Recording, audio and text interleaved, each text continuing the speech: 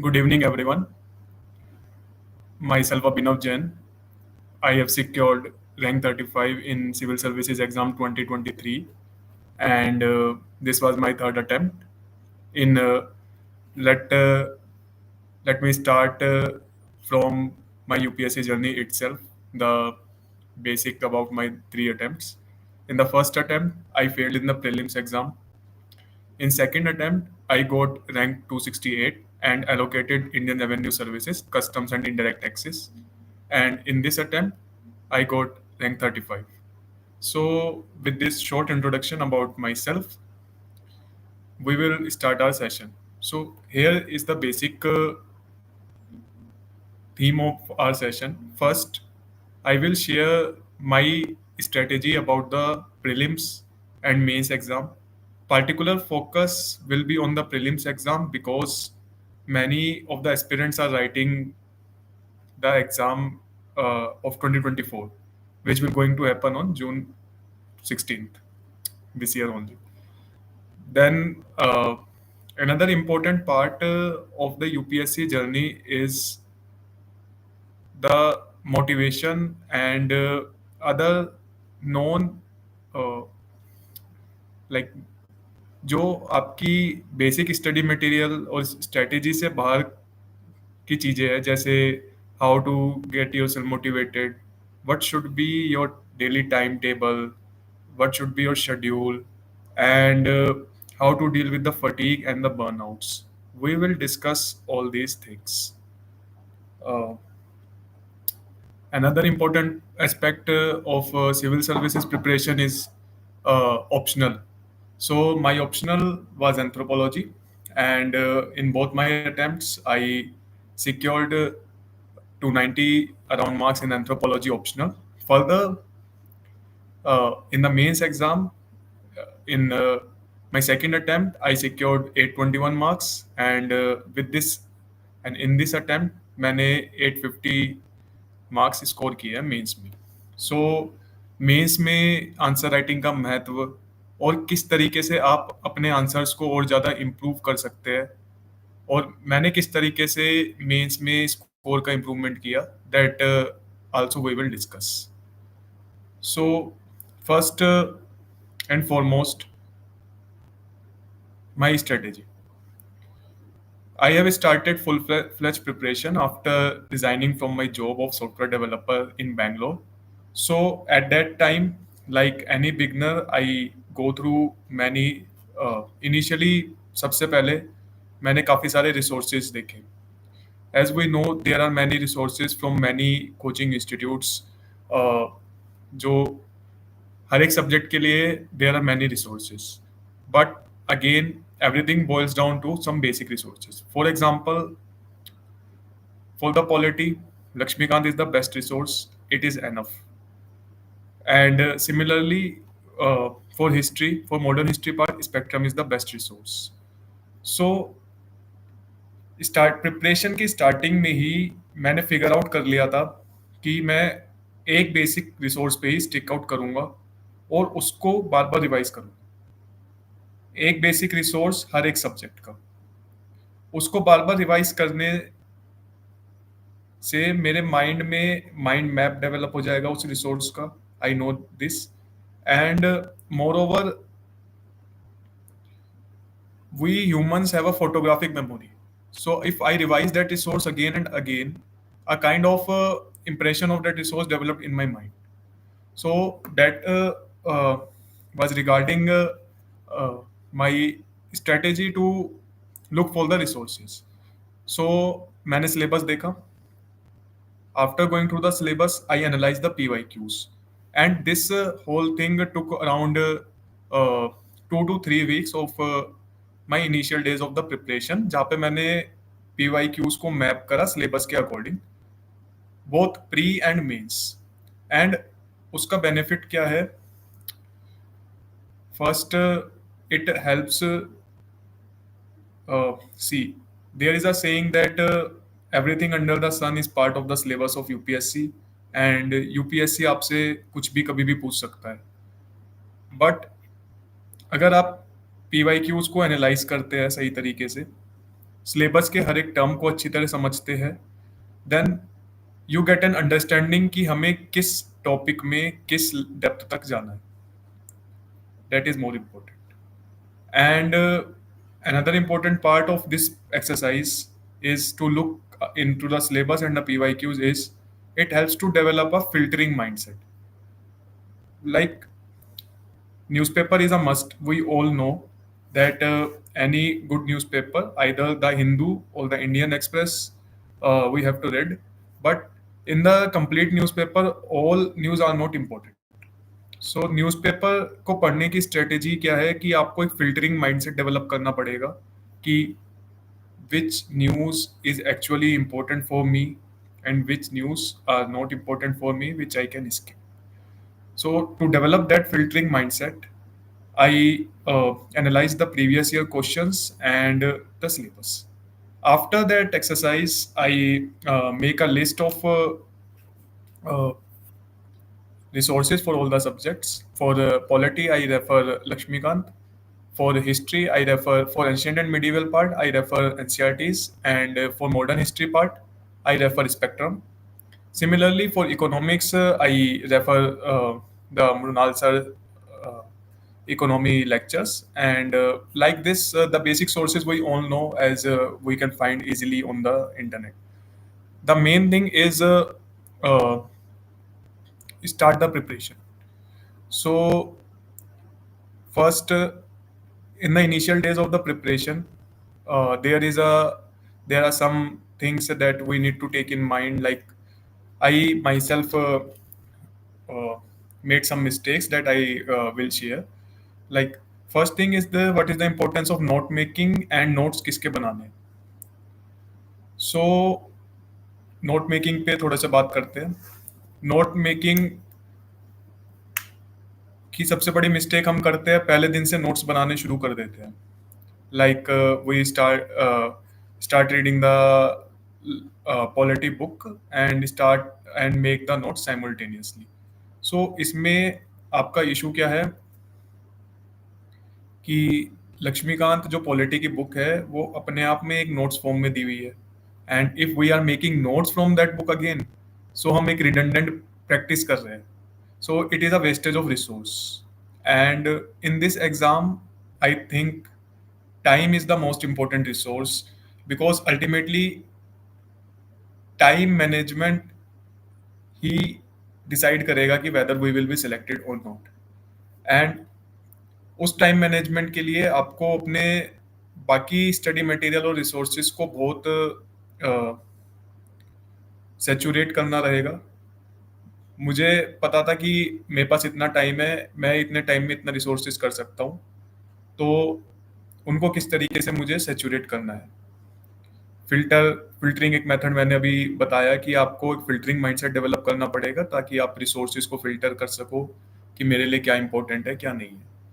Second, मैं बता रहा था नोट्स मेकिंग पे. तो नोट्स मेकिंग में आपको सबसे पहले ये ध्यान रखना है कि जो हम नोट्स बना रहे हैं वो नोट्स कहीं मैं कॉपी पेस्ट तो नहीं कर रहा जो बुक पढ़ रहा हूँ.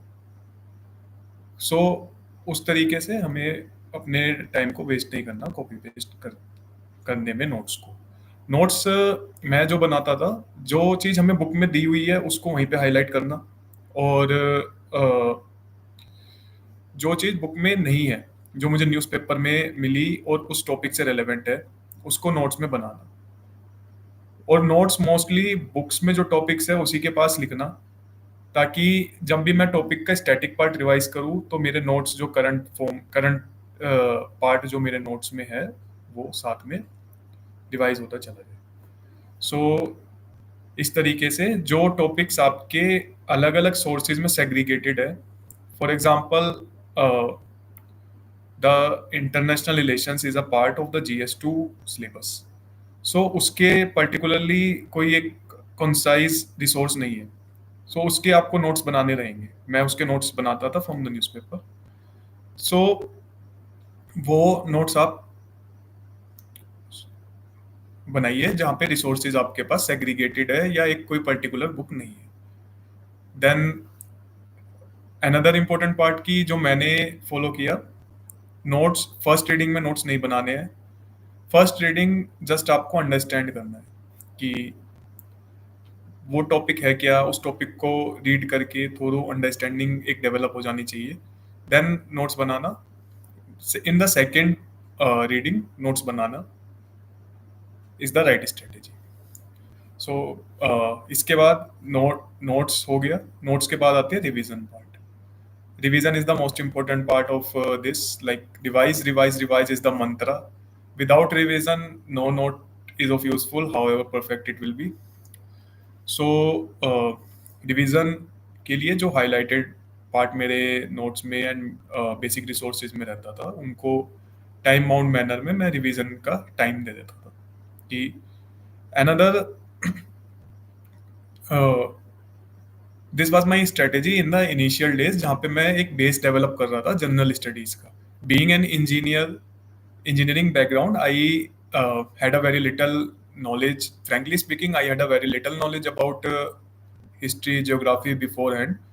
So to develop that base, I follow this strategy of like finding the sources from the and stick to that sources throughout your preparation.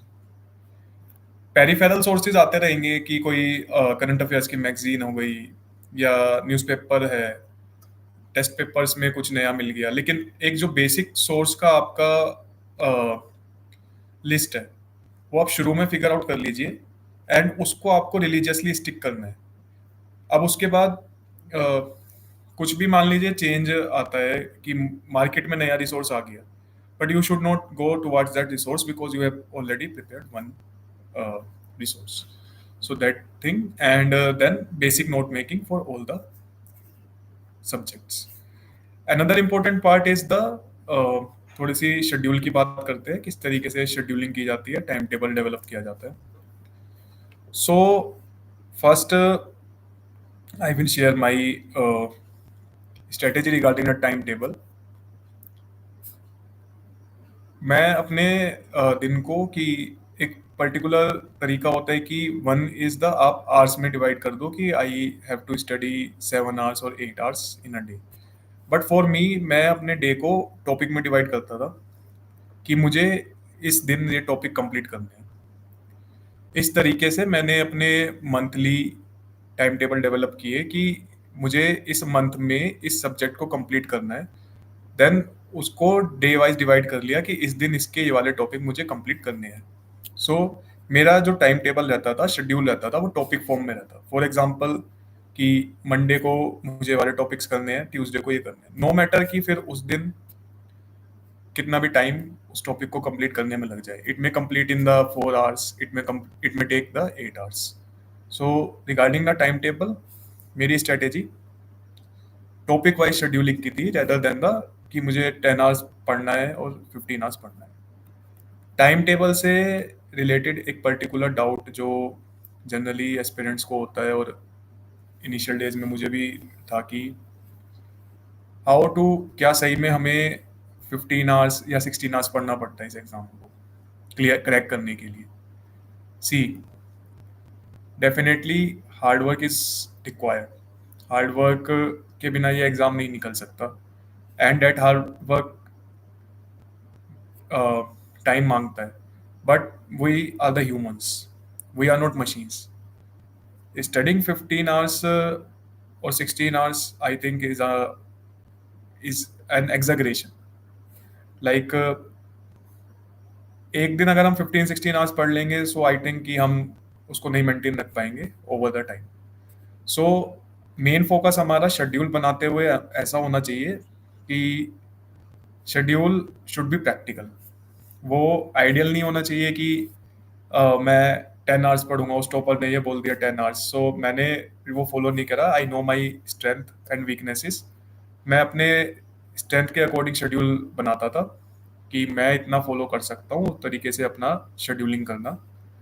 फिर धीरे धीरे over time, after 1 month, 2 month, 4 months of the preparation, मैंने अपने अपने आप को stretch किया कि now now it's time to increase daily hours of the study and it time to increase the topics that I will cover in a day।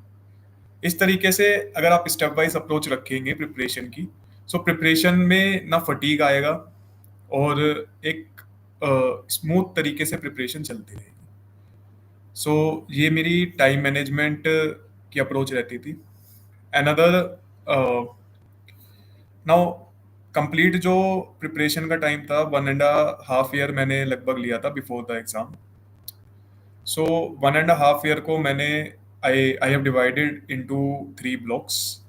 First block is was focusing majorly on preparation of my optional, that is anthropology. See, uh, regarding the optional, one important part is ki how to decide which optional we need to take. So, optional को लेकर मैंने 3-4 factors personally जो follow किए थे वो इस तरीके हैं।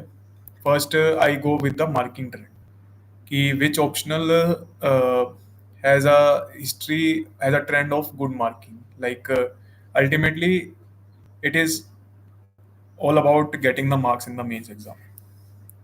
Mains is the most deciding factor for your selection, and interview will decide your rank. So, uh, sorry, optional को फर्स्ट फैक्टर जो मैंने फोकस किया that was the marking trend कि किस ऑप्शनल का मार्किंग ट्रेंड अपवर्ड चल रहा है over the past 4 to 5 years. Second important part while deciding the optional is syllabus and time required to complete that optional. Ultimately,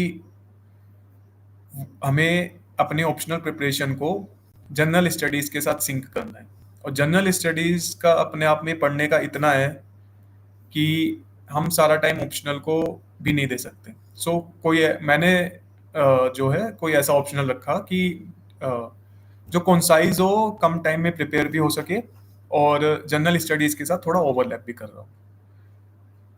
third important part जो optional को prepare करते हुए मैंने देखा, a certain kind of personal interest should be there. अगर आपका interest ही नहीं है ऑप्शनल में तो आफ्टर सम टाइम वो बर्डन हो जाएगा और उसमें हाई मार्क्स नहीं आ पाएंगे, और अल्टीमेटली टॉप रैंक के लिए ऑप्शनल में हाई मार्क्स बहुत इंपॉर्टेंट है। सो ये 3-4 फैक्टर मैंने ऑप्शनल को सिलेक्ट करते हुए देखे। सिलेबस एंड पीवाईक्यूज ऑप्शनल के भी इक्वली इंपॉर्टेंट है, जो एनालाइज करने शुरू में ही अगर करें तो अच्छा रहता है। And so in the first, as I was talking about 1.5 year of preparation, in the first block my main focus was on preparing the optional and get a understanding of the general studies by reading the basic books, like reading the NCRTs for history part, and uh, some understanding of the polity economy. So in the first block of my preparation, which like goes on for 5 to 6 months, I completed my optional and have a basic understanding of the general studies. In the second part of my preparation, I go on fully for the general studies, complete the general studies part, make the notes, and whatever is remaining of the general studies, complete that. And in the third part, which is actually a part of 3 months before prelims exam, so उसमें full focus was on the prelims only, because prelims अगर prelims ही नहीं निकला तो फिर आगे stages में बैठ ही नहीं सकते। सो प्रीलिम्स को आपको पूरा टाइम देना रहेगा। सो फुल 3 months प्रीलिम्स को लास्ट ब्लॉक में डिवाइड किए। ये था मेरा general long term plan.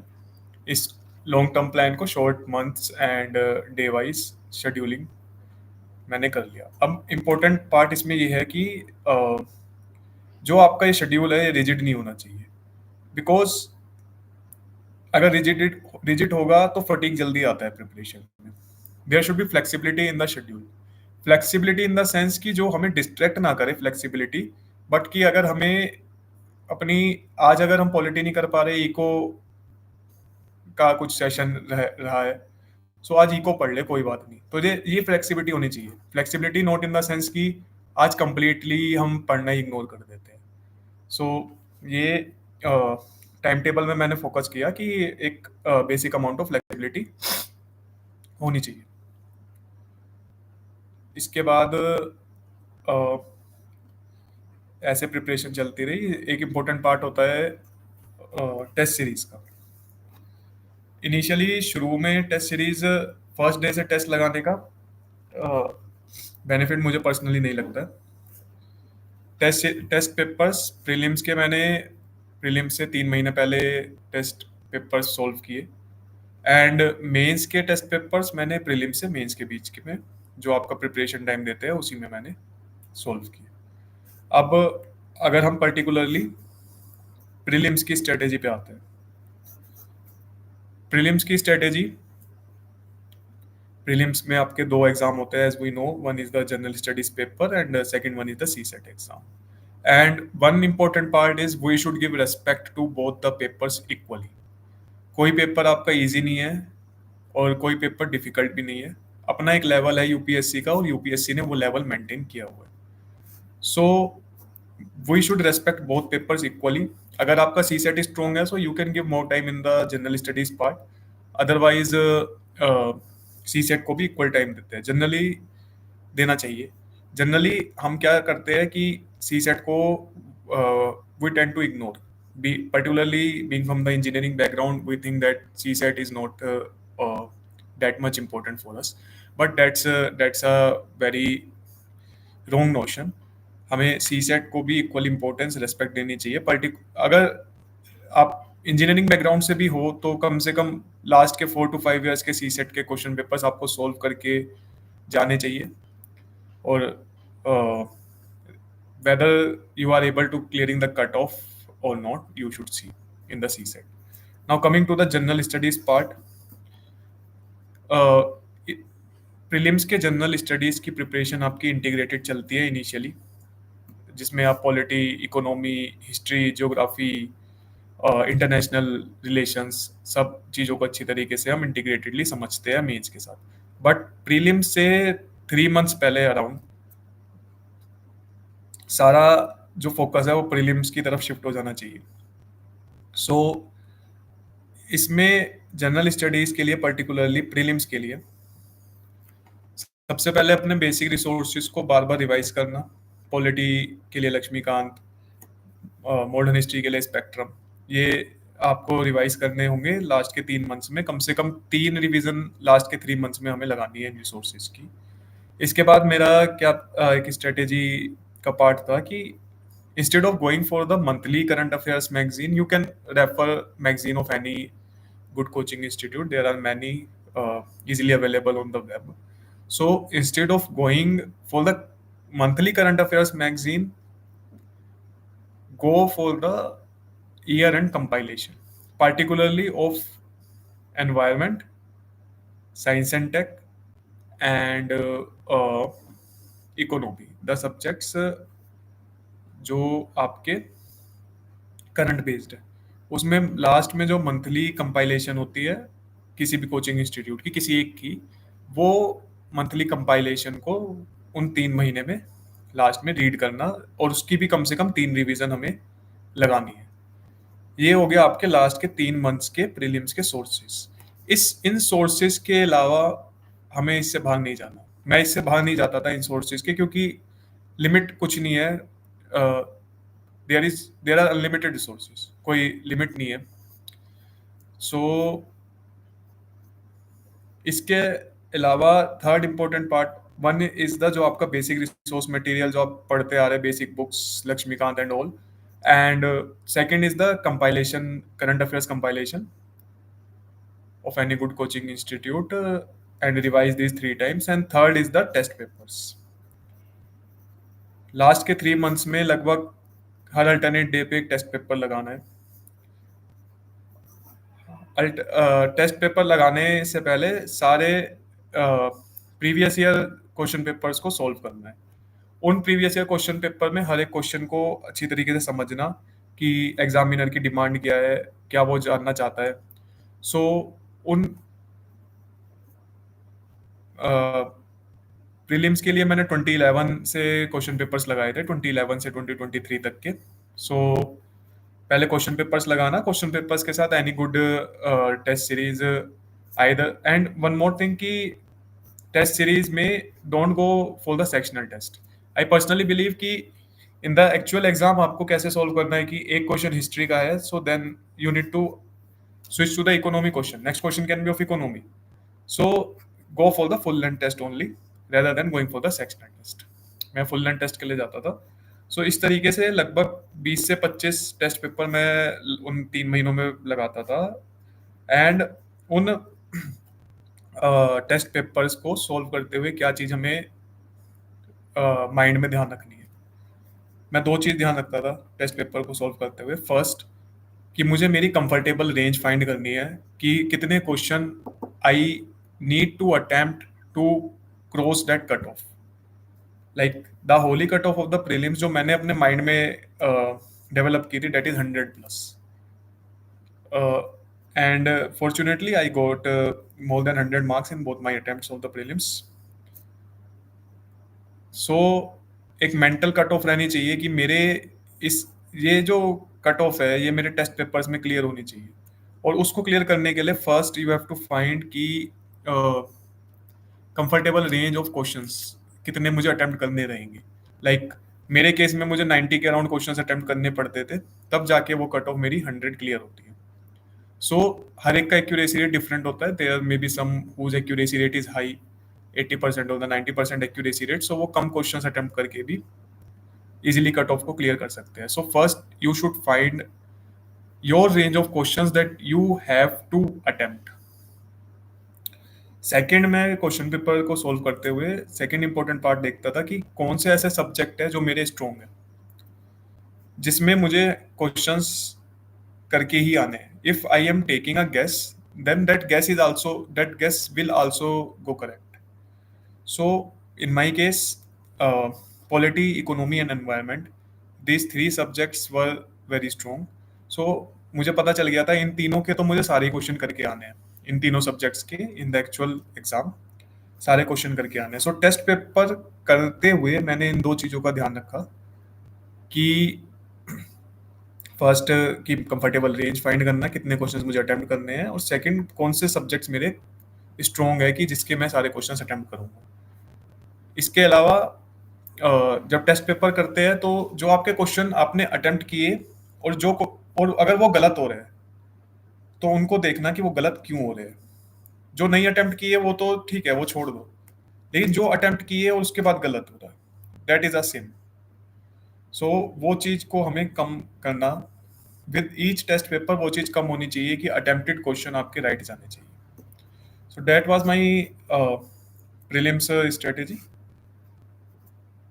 prelims related and more relevant is the, particularly जब prelims पास आता है you should, आपकी मोटिवेशन हाई होनी चाहिए, स्पिरिट्स हाई होनी चाहिए, और लाइक एक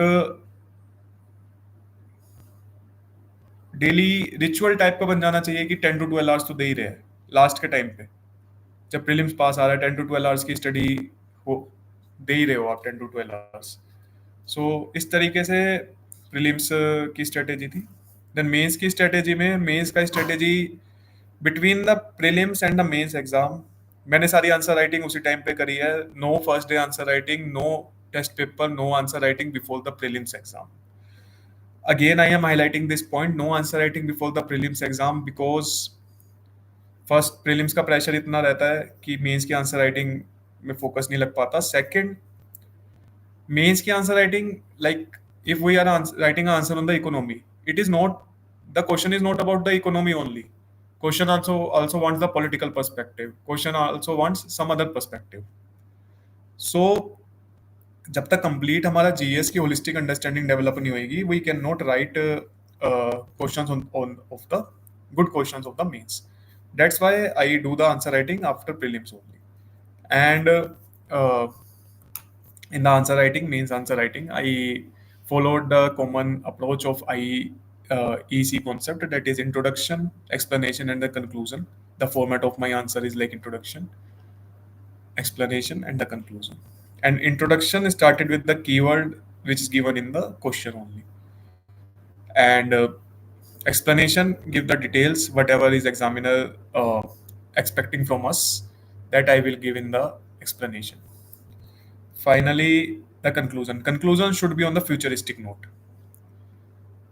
like in the economy question. You can give the conclusion that by taking these steps, India can achieve the goal of $10 trillion economy.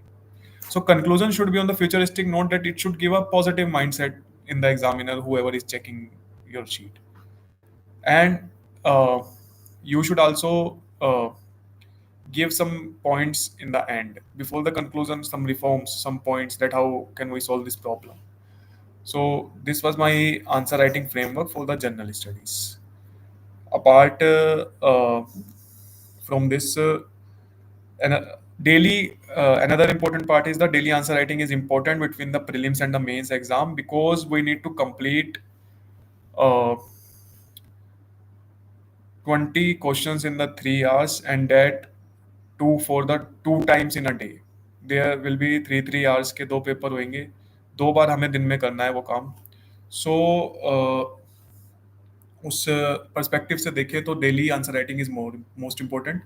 Daily मैं 4 hours अलग से आंसर राइटिंग को देता था, जिसमें 2 आवर्स जीएस का answer writing and 2 hours optional की answer writing पे फोकस करता था. देन आपका इंपॉर्टेंट पार्ट आता है whether I am writing answer in the right direction और नॉट. आंसर को कैसे मैं इवेल्युएट कराऊं.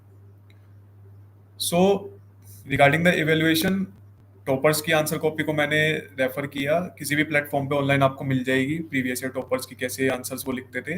अगर मैं आंसर उस डायरेक्शन में लिख रहा हूँ, then I am going in the right direction. So particularly after a level of preparation आकर अंडरस्टैंडिंग डेवलप हो जाती है कि मेरे आंसर सही जा रहे हैं या नहीं जा रहे. सी, इन दिस एग्जाम हम सोचते हैं हम जीरो से शुरू कर रहे हैं. जब हम स्टार्ट करते हैं प्रिपरेशन, हमें लगता है कि हम जीरो पे है, जीरो से शुरू कर रहे हैं. बट हमें ऐसा नहीं सोचना चाहिए. हमें एक कॉन्फिडेंस के साथ शुरू करना चाहिए. First of all we should be confident कि कंट्री का one of the most competitive exam की तैयारी के लिए हम तैयार हुए हैं. सो सबसे पहले तो पॉजिटिव एंड कॉन्फिडेंस वाली बात यही है कि हमारे अंदर इतना एप्टीट्यूड और कैलिबर है कि हम इस एग्जाम की तैयारी के लिए शुरू करें. Second, we all are graduated. So एक अंदर से कॉन्फिडेंस होना चाहिए कि we have already studied many specialised subject in the engineering और in whatever discipline we have graduated. So एक कॉन्फिडेंस प्रिपरेशन में पूरे टाइम रहना चाहिए कि I am preparing for the most competitive exam of the country, where the brightest minds of the country are competing with each other. So that thing itself gives you motivation, that how to compete with the brightest minds. इस ये एक motivation factor है. Second, एक motivation factor जो होता है, एक strong spirit of Y होनी चाहिए, एक inner spirit of why you want to become an administrative service officer. वो स्ट्रॉन्ग स्पिरिट आपकी शैलो नहीं होनी चाहिए कि just I want these much benefits or that much benefits. Shallow motivation आपको ज़्यादा दूर तक नहीं लेके जाएगी इस एग्जाम में. और सेकेंड इज कि आउटर मोटिवेशन पे फोकस नहीं करना है. आउटर मोटिवेशन जो है 1 2 दिन की रहती है. एक इनर स्ट्रॉन्ग मोटिवेशन होनी चाहिए. भाई वो सबका पर्सनल होता है कि क्या उसकी इनर मोटिवेशन है. वो मोटिवेशन आपको बार बार जब फटीग आएगा एग्जाम में, आप it is a reality that की प्रिपरेशन के टाइम फटीग आना है. After like days of the study, day in day out you are following the same routine and fatigue आना है. So उस fatigue से आपको ये motivation जो है हेल्प करेगी डील करने में. So उस मोटिवेशन को जगाए रखने के लिए आपको कुछ symbolic like symbolism in the form of कुछ वॉल, जहाँ पे स्टडी रूम है, वॉल पे कुछ फोटो लगा लो, या जो आपको बार बार वो रिमाइंड कराते रहे माइंड में कि हाँ कि मैंने क्यों स्टार्ट करी है प्रिपरेशन, मेरी मोटिवेशन क्या है. फॉर मी मेरे लिए एक मोटिवेशन मेरा कोट था कि one day you will realize how difficult it was and how brave you were. ये कोट मैं अपने आप को हर बार दोहराता रहता था कि जो मुझे मोटिवेट करता है. सो मोटिवेशन से रिलेटेड ये रहा. और मोटिवेशन के अलावा मोटिवेशन मुझे मतलब आई थिंक कि ओवर हाइप्ड। मोटिवेशन आपको स्टार्ट करने में हेल्प करेगी, देन आपको प्रिपरेशन को हैबिट बना लेना है। Make preparation a habit. Preparation आपको बर्डन नहीं लगना चाहिए, वो लाइफ स्टाइल बन जाना चाहिए आपका। Only then we can crack this exam. There are certain traits that are required or that are to be developed over the time, जिससे कि आप हम ये एग्जाम क्रैक कर सकते हैं। One is the patience, then perseverance, then a energy that comes through the motivation only, a dedication, and a strong self accountability mechanism. What I mean by self accountability mechanism कि कोई और हमारे सिर पे नहीं बैठ के हमें पढ़ा नहीं रहा है, हमें अपने लिए सेल्फ अकाउंटेबल होना है कि मुझे आज इतना पढ़ना है तो पढ़ना है। मुझे अपने आप से ट्रूथफुल रहना है कि मैंने कितनी पढ़ाई करी है, अपने आप को ट्रूली हमें एनालाइज करना है। एक सेल्फ अकाउंटेबिलिटी अपने अंदर से डेवलप करनी है मैच्योरली, एक level of maturity, sense of maturity develop करनी है। ये जो है सम ट्रेड्स जो ड्यूरिंग द प्रिपरेशन हमें कल्टीवेट करने रहेंगे, जिससे हम एग्ज़ाम को क्रैक कर सकते हैं। इसके अलावा आंसर राइटिंग में examples are the like the icing on the cake. अगर आप एग्जाम्पल्स और केस स्टडीज रखते हैं, एग्जामिनर को भी अच्छा लगता है पढ़ने में, और ऐसा लगता है कि you have a depth knowledge of that answer. Notes में एग्जाम्पल्स और केस स्टडीज जरूर ऐड करो। एग्जाम्पल्स और केस स्टडीज का गुड सोर्स न्यूज़पेपर है, न्यूज़पेपर का यूज करो एग्जाम्पल्स और केस स्टडीज के लिए। Then I will be happy कि थोड़ी सी एंथ्रोपोलॉजी या ऑप्शनल की स्ट्रेटेजी का भी डिस्कस कर लिया जाए। ऑप्शनल के लिए मैंने बेसिक कोचिंग वैद ICS इंस्टीट्यूट से कोचिंग ली थी। बेसिक कोचिंग लेने के बाद मैंने ऑप्शनल के हर एक PYQ को लिख के देखा। PYQ को लिख के देखते हुए फोकस किया डायग्राम बनाने पे, अंडरलाइनिंग करने पे, and every optional has its own nuances जो आपको कहीं ना कहीं कोचिंग वाले बता देते हैं।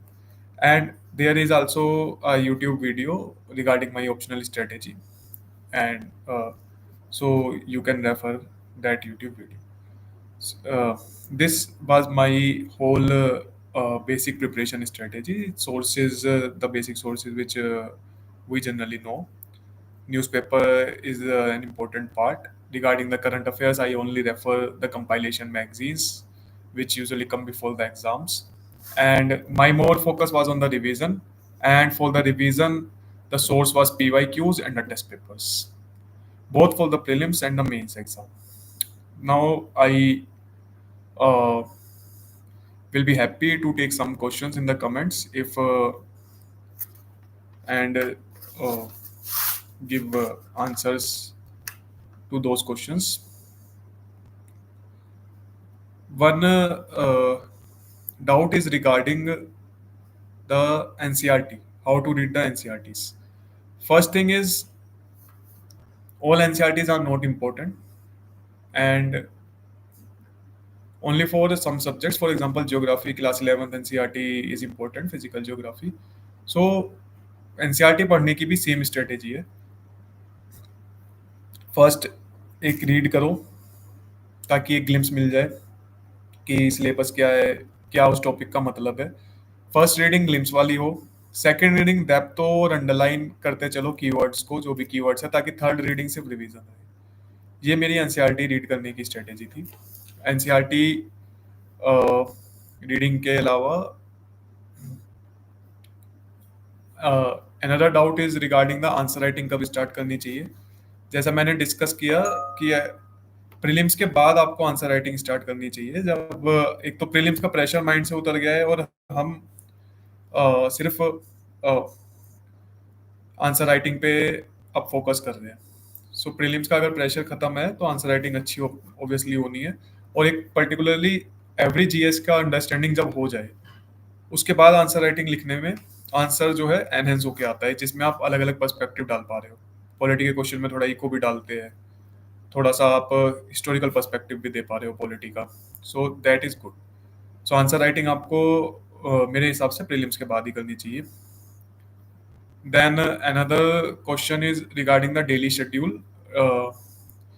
Daily schedule, my daily schedule was topic wise कि आज मुझे पॉलिटी के फंडामेंटल राइट्स और फंडामेंटल ड्यूटीज का टॉपिक पूरा करना है, कल ये टॉपिक पूरा करना है, ये मेरा डेली शेड्यूल रहता था।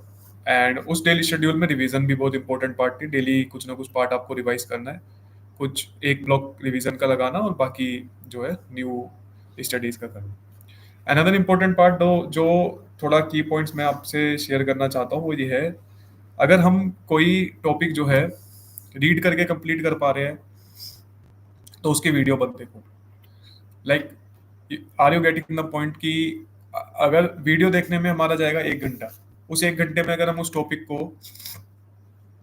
2 बार रीड कर पा रहे हैं तो डेट इज बेटर। सो जो टॉपिक्स जितना हम टाइम बचा सके और जितना टाइम हम रिवीजन में ज़्यादा दे सके, किसी तरीके से हमें वो देखना है। सो किसी भी तरीके से अपना टाइम को बचा के चल के रिवीजन में देते रहे, that is more important. So, if you are able to solve a topic uh, by reading rather than by seeing the video, that is much more important. Sorry. Another question is related to answer writing में positive approach कैसे रखना चाहिए। सी, answer writing में positive या negative approach कुछ नहीं होता है। आंसर राइटिंग इज जस्ट कि जो डिमांड ऑफ द क्वेश्चन है वो आप फुलफिल कर रहे हो। जो भी क्वेश्चन की डिमांड है हमें वो फुलफिल करनी है। अगर हम वो फुलफिल कर रहे हैं तो आंसर अपने आप में पॉजिटिव हो गया। ऑब्वियसली आप उसको थोड़ा सा पॉजिटिव कैसे बना सकते हो, उसकी रीडेबिलिटी बढ़ा के।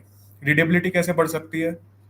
अंडरलाइन कर दो कीवर्ड्स को, बॉक्स में डाल दो, डायग्राम्स का यूज करो, पैराग्राफ्स का यूज करो। एंड एक और पार्ट है पॉजिटिव अप्रोच रखने के लिए कि उसका कंक्लूजन जो है, कंक्लूजन में आप 1-2 पॉइंट्स रिफॉर्म्स के डाल दो या स्टेप्स के डाल दो, या कुछ पॉजिटिव नोट पे कंक्लूजन कर दो, like to become a developed country if India take these steps. So in that answer writing में पॉजिटिव अप्रोच डेवलप हो जाएगी। Another question is related to maps को कैसे याद करें। Map is a very important part, and particularly for the prelims. Map को याद करने का, as I am a great believer in the photographic memory of the humans. So map आपके पास होना चाहिए। मैप को सोने से पहले रोज 10 से 15 मिनट आप ग्लैंस करो मैप को, वो अपना आप आपके माइंड में बैठता चला जाएगा और जब आपका क्वेश्चन आएगा तो स्ट्राइक कर जाएगा। सो मैं सोने से पहले बिफोर स्लीप 10 से 15 मिनट मैप को देखता था। Different maps, everyone has to prepare different maps, like there is a map in which national park marking, wildlife sanctuary mark map and important international places map. So वो सारे जो 10 से 15 maps थे वो मैं रोज 10 से 15 minute before sleep I use to go through that. For more related to my notes and detailed strategy about every subject, I have a Telegram channel also, and also on the Instagram I also put my strategy, particular strategy, detailed strategy of the subject. So those interested, they can go through the Telegram, join the Telegram channel. Uh, it is with the name Abhinav Jain 35, and you can also join me on the WhatsApp for more detailed discussion regarding the particular subjects. And uh, another, uh, I will share the link uh, of my Telegram channel and uh, the Instagram channel on the description. So another doubt is related to how to make notes. Notes बनाने के लिए सबसे पहले notes आपका same book नहीं होनी चाहिए कि जो बुक में दिया हुआ है वो नहीं होना चाहिए। नोट्स उसी पार्ट के बनाओ जिसके लिए सेग्रीगेटेड सोर्सेज है। हर एक पार्ट के नोट्स की जरूरत नहीं है। नोट्स आपके कीवर्ड्स फॉर्म में होने चाहिए। नोट्स में हमें इज एम आर ए एन दा नहीं रखना है। नोट्स जितने छोटे रहेंगे, साइकोलॉजिकली हमारे माइंड को पता है कि 10 पेज रिवाइज करने इजी है एज कम्पेयर टू 100 पेजेस।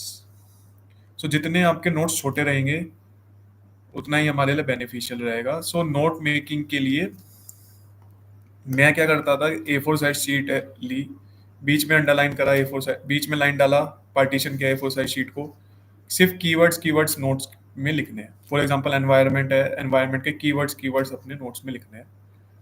और उसके बाद नोट्स को लेकिन रिवाइज करना है, नोट्स को इकट्ठा नहीं करना है। That is related to the notes. Note making strategy. Another question is related to any other question you can put in the chat box. And regarding the attempt, this was my third attempt. In the second attempt, I got the revenue services, customs and indirect taxes, and in this attempt, I am getting administrative service. And one question is related to the study में consistency कैसे बनाए रखें। सो consistency बनाए रखने का एक ही तरीका है, प्रिपरेशन को habit banana. Motivation is over hyped, habit आपकी हेल्प करेगी प्रिपरेशन को हैबिट बनाना। प्रिपरेशन को हैबिट बना लोगे तो वो बर्डन नहीं लगेगी, अपने आप कंसिस्टेंसी बनी रहेगी। Ultimately you should have in the mind कि we are preparing for one of the most competitive and one of the most challenging exam of this country, a dynamic country, a country having the great minds. So वो चीज अपने आप ही आपको एक motivation और consistency देती है। Another part is जो कंसिस्टेंसी बनाए रखने में हेल्प करती है वो है अपने family members and close friend से बात करना। There is good for me it works like ki I share my thoughts, I share my experiences during the preparation, whatever negative or positive experiences I have with them. I used to talk with my parents, I used to talk daily. And another question key doubt is regarding the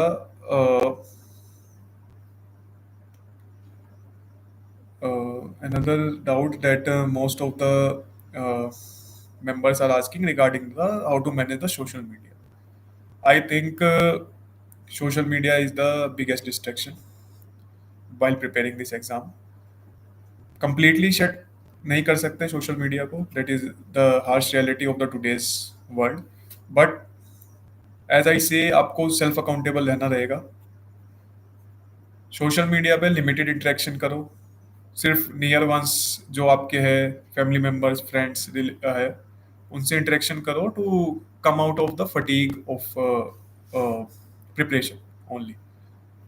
apart from this it will be good अगर हम preparation time में हर तरीके की distraction including social media से दूर रहे।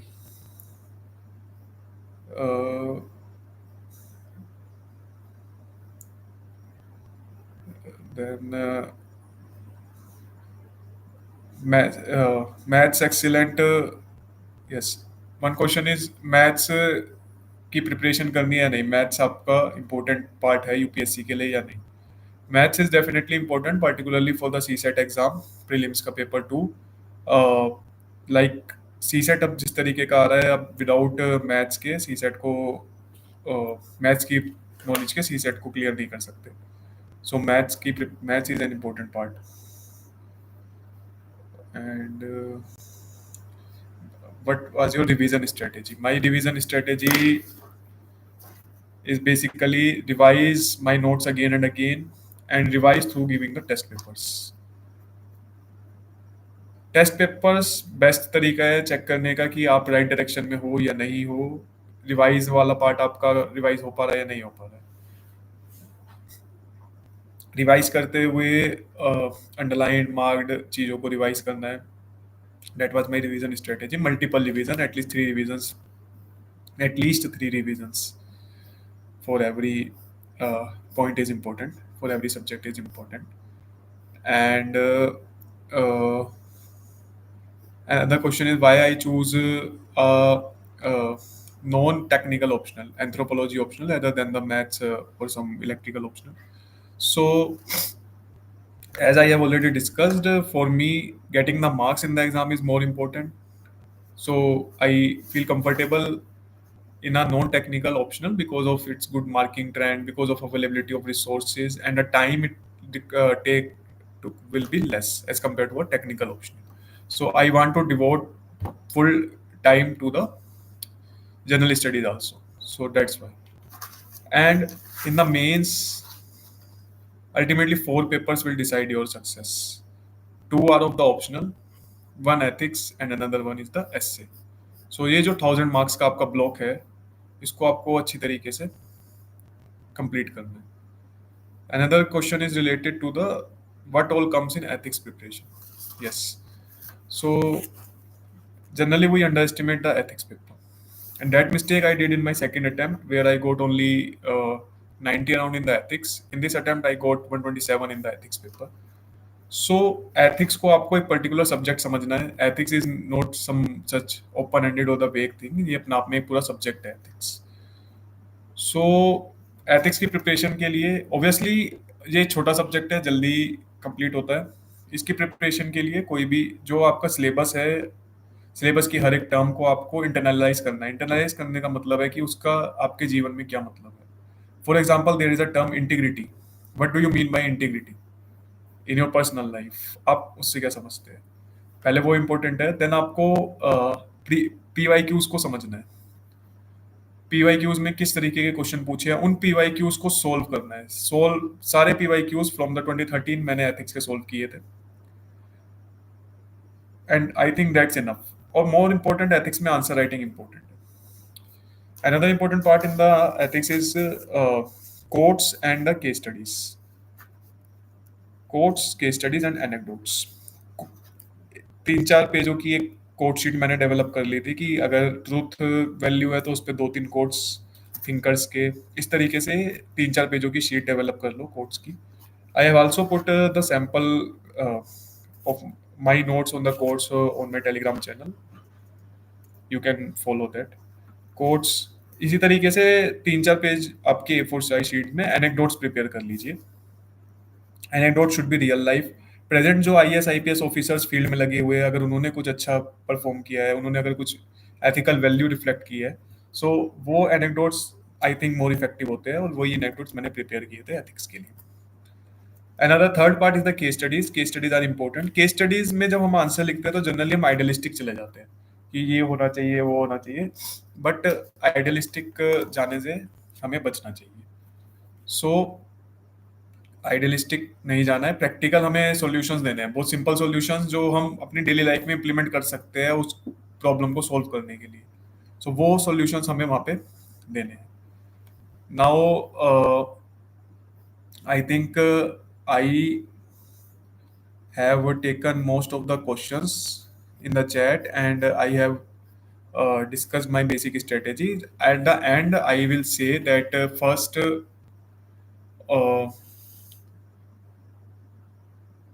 get away from all the distractions. Ultimately, this is one of the most important exam that makes remarkable changes in one's life, that gives you immense responsibility to serve the nation.